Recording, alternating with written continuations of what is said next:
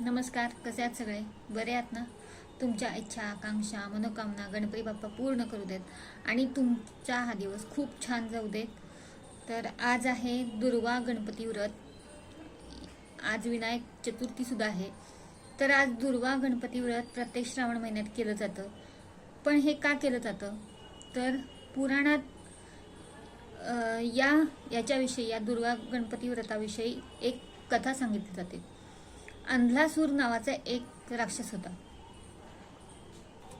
ज्याने स्वर्गात आणि धरतीवर प्रचंड तांडव त्याने मांडला होता. मानवाला आणि ऋषीमुनींना तो गिळून टाकत होता. सगळे भयभीत झाले होते. देवता हे सुद्धा भयभीत झाले होते. या राक्षसाला कंटाळून इंद्रापासून ते देवी देवतांपर्यंत सगळेजण या राक्षसाला कंटाळले होते. म्हणून हे सगळेजण भगवान शंकराजवळ गेले आणि त्यांची प्रार्थना केली की या जो अंधलासूर आहे त्याचा नाश करावा. म्हणून त्यांनी त्यांच्याजवळ प्रार्थना केली. तर भगवान शंकरांनी प्रार्थना मान्य केली त्यांची आणि त्यांनी सांगितलं की या राक्षसाचा वध श्री गणपती करेल असं त्यांनी सांगितलं. म्हणून ते हे सगळे देवी देवता गणपतीजवळ गेले आणि गणपतीला त्यांनी प्रार्थना केली आणि ती प्रार्थना गणपतीनं मान्य केली आणि गणपतीनं त्या अंधलासुराला अखंड गिळून टाकलं. राक्षसाला, त्या अंधलासुराला गिळल्यामुळं गणपतीच्या पोटात भरपूर आग व्हायला लागली. ती आग काही थांबेना. भरपूर उपाय केले, अनेक जडीबुटी खायला घातल्या तरी सुद्धा ती आग काय थंड होईना. शेवटी काय केलं, काश्यप ऋषी होते, त्यांनी काय केलं, 21 दुर्वांची जुडी त्याला खायला दिली गणपतीला. जेव्हा त्यांनी 21 दुर्वांची जुडी खाली त्यावेळेस त्याची पोटातली आग शांत झाली. तेव्हापासून आपल्या गणपती बाप्पाला 21 दुर्वांची जुडी वाहण्याची परंपरा सुरू झाली. आपण गणपतीला 21 दुर्वांची जुडी वाहतो. आपल्या दुःखांचा नाश करण्यासाठी दुर्वा गणपती व्रत, या दिवशी गणपतीची पूजा केली जाते. हा दिवस आजचा खूप मुख्य मानला जातो. या दिवशी गणपतीची पूजा होते.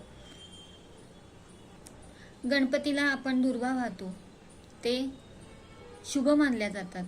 आपण शुभ म्हणून आपण दुर्वा वाहतो. प्रत्येक वेळेस आपण गणपतीची पूजा करतो. मग ते श्रावणातली सत्यनारायणची पूजा असू दे, कोणतीही पूजा असू दे, पहिला गणपतीची पूजा केली जाते. त्यावेळेस गणपतीला या दुर्वा वाहिल्या जातात. अशा प्रकारे हे आजचं दुर्वा गणपतीचं व्रत ह्याची गोष्ट आहे. आपण गणपतीला दुर्वा वाहतो.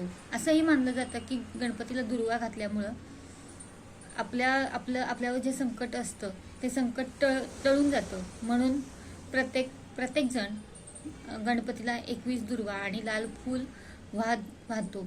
लाल फूल का वाहतात, तर ते रक्तवर्ण आहे, म्हणून रक्तवर्णासारखं फूल असतं जास्वंदीचं, ते फूल घातलं जातं. गणपती बाप्पा आपलं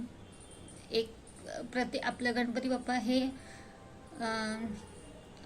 काय म्हणतात, शिक्षणाचं प्रतीक म्हटलं जातं. किंवा आपण प्रत्येक गोष्ट सुरू करण्यापूर्वी आपण गणपतीची पूजा करतो किंवा गणपती ओम गणपती नमः आपण लिहितो आणि त्याच्यापासून आपण सुरुवात करतो. कोणतीही गोष्ट सुरू करण्याआधी आपण गणपतीची पूजा करतो. तसंच गणपतीला आज दुर्वा का वाहतात याच्याविषयी मी आज तुम्हाला गोष्ट सांगितली. तर मला अशा बऱ्याच गोष्टी ऐकायला आणि सांगायला आवडतात.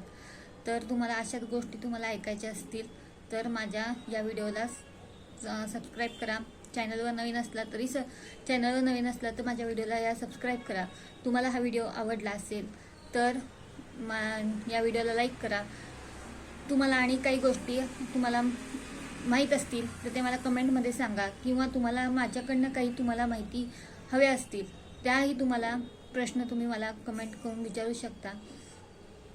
तर अशाच गणपतीविषयी किंवा आणि इतर देवतांविषयीच्या आपण गोष्टी किंवा माहिती आपण पुढच्या व्हिडिओमध्ये पण ऐकूया. तर आता आपण नेक्स्ट व्हिडिओमध्ये आपण भेटू. तोपर्यंत वक्रतुंड महाकाय सूर्यकोटी समप्रभ निर्विघ्नं कुरु मे देव सर्वकार्येषु सर्वदा.